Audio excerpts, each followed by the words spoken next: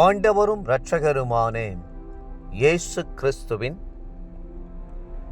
ஈடு இணையற்ற நாமத்தில் அன்றன்றுள்ள அப்பம் வாசகர்களுக்கு எங்கள் அன்பின் வாழ்த்துக்கள்.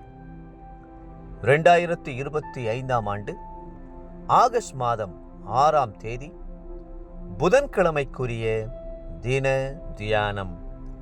இன்றைய தலைப்பு விசுவாச ஜெபம்.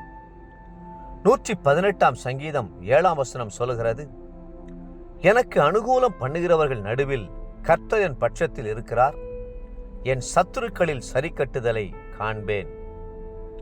விசுவாசம், உறுதிப்பாடு, நம்பிக்கையாகிய அனைத்தும் தாவீதின் ஜெபங்களில் இருக்கிறதை காணலாம். ஜெபத்தில் நாம் நம்முடைய விசுவாசத்தை அறிக்கை செய்யும் போது அந்த விசுவாச அறிக்கையே நமக்கு நம்பிக்கையும் தைரியத்தையும் கொண்டு வருகிறது. கர்த்தரின் பட்சத்தில் இருக்கிறார் என்று எவ்வளவு விசுவாசத்தோடு தாவீது சொல்லுகிறார் பாருங்கள். விசுவாச அறிக்கை ஜெபம் என்பது கர்த்தர் பேரில் நாம் வைத்திருக்கிற அன்பையும் நம்பிக்கையும் வெளிப்படுத்துவதாகும். வெறுமனே தேவைகளை மட்டும் கேட்பதல்ல விசுவாச ஜெபம்.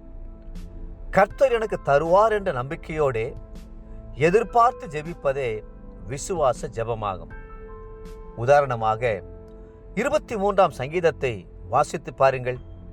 அந்த சங்கீதத்தில் தாவீது ராஜா எனக்கு அது தேவை இது தேவை என்று கேட்கவே இல்லை. கர்த்தர் என் மேய்ப்பராய் இருக்கிறார், நான் தாழ்ச்சி அடையேன், அவர் என்னை புல்லுள்ள இடங்களில் மேய்த்து அமர்ந்த தண்ணீர்கள் அண்டையில் கொண்டு போய் விடுகிறார் என்று சந்தோஷமாய் முழங்குகிறார். நாமும் கூட ஜெப நேரத்தில் அப்படி விசுவாச அறிக்கை செய்யலாமே. கர்த்தாவே, நீர் எப்பொழுதும் என்னோடு கூட இருக்கிறீர், உமக்கு நன்றி. நீர் என்னை விட்டு விலகவில்லை, என்னை கைவிடவில்லை, உமக்கு நன்றி. நீர் என்னோடு இருக்கிறதுனால்தான் நான் பயப்படேன். என் தாயும் தகப்பனும் என்னை கைவிட்டாலும் நீர் என்னை சேர்த்துக் கொள்ளுவீர். 27ஆம் சங்கீதம் 10ஆம் வசனம் என்றெல்லாம் நம்முடைய விசுவாசத்தை உறுதி செய்க அறிக்கைகளை ஜெபங்களாக பண்ண நாம் கற்றுக்கொள்ள வேண்டும். அப்பொழுது தேவ பிரசன்னம் இனிமையாய் நம்மை சூழ்ந்து கொள்ளும். தேவ பிரசன்னத்திற்கு என்று கர்த்தர் வைத்திருக்கிற வாக்குத்தத்தங்களை விசுவாசத்தோடு அறிக்கை செய்யுங்கள். என்னை சூழ கர்த்தர் இருக்கிறார், அவர் என் வலதுகரத்தை பிடித்து என்னை நடத்துகிறார், அவருடைய சமூகம் எனக்கு ஆனந்தமும் பரிபூர்ண பேரின்பமாய் இருக்கிறது. கர்த்தராலே ஒரு சேனைக்குள் பாய்ந்து செல்லுவேன், என் தேவனாலே ஒரு மதிலை தாண்டுவேன். உன்னதமானவரின் மறைவில் சர்வ வல்லவரின் நிழலில் நான் தங்குவேன். ஜீவனுள்ள நாளெல்லாம் நன்மையும் கிருபையும் என்னை தொடரும் என்று விசுவாசத்தை அறிக்கை செய்யுங்கள். கர்த்தர் உலகத்தின் முடிவு பரியந்தும் சகல நாட்களிலும் நான் உங்களோடு கூட இருக்கிறேன் என்று வாக்கு பண்ணியிருக்கிறாரே. அந்த வாக்குத்தத்தத்தை பற்றி கொண்டு விசுவாச அறிக்கை செய்யுங்கள். நாம் தேவனுடைய கற்பனைகளை கைக்கொள்வதே அவரிடத்தில் அன்பு கூறுவதாம். அவருடைய கற்பனைகள் பாரமானவைகளும் அல்ல. தேவனால் பிறப்பதெல்லாம் உலகத்தை ஜெயிக்கும். நம்முடைய விசுவாசமே உலகத்தை ஜெயிக்கிற ஜெயம்.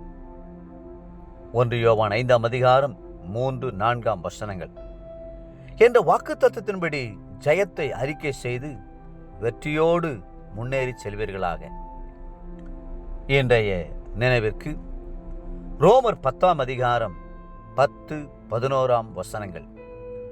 நீதி உண்டாக இருதயத்திலே விசுவாசிக்கப்படும், இரட்சிப்புண்டாக வாயினாலே அறிக்கை பண்ணப்படும், அவரை விசுவாசிக்கிறவன் எவனோ அவன் வெட்கப்படுவதில்லை.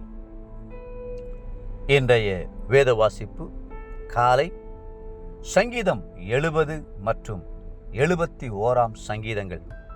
மாலை ரோமர் 8ஆம் அதிகாரம் 22 39 வசனம் முடியே.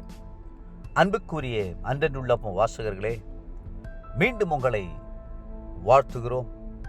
தினந்தோறும் விசுவாச அறிக்கை ஜெபம் செய்யுங்கள். கர்த்தர் தாமே உங்களை ஆசீர்வதித்து மென்மேலும் உயர்த்துவாராக. ஆமென்.